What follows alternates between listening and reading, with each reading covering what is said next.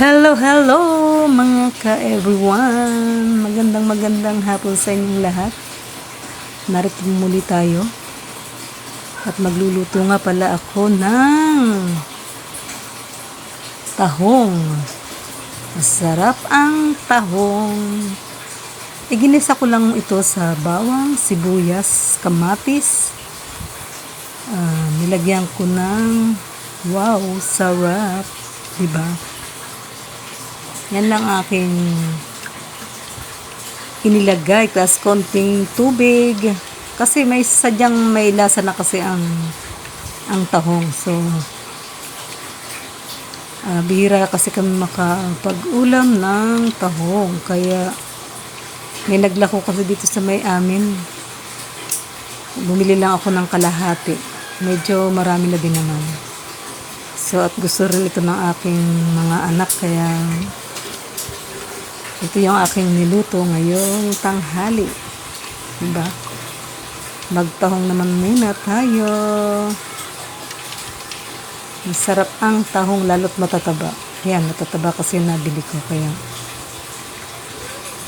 solved na ang aking dalawang anak sa aking nilutong tahong. Nalimutan ko kasi bumili ng gulay, kaya hindi ko na nalagyan. Kaya yan, ano talaga siya, madali lang siyang lutuin, guys. At nakabuka na lahat ng kaniyang shell. Ibig sabihin, kapag bumuka na yung shell is luto na. Kaya naman kakain ng aking mga anakis. Nakakatikim na naman daw sila ng tahong kasi matagal naman silang din nakakakain ng tahong, kaya ito ang aking niluto ngayong tanghali. Magtahong-tahong na lang muna. Seafoods din naman to. So kaya yan, konting kulo-kulo na lang at malapit na talaga siyang maluto, guys. Kayo ba, guys, kumakain ba kayo ng tahong?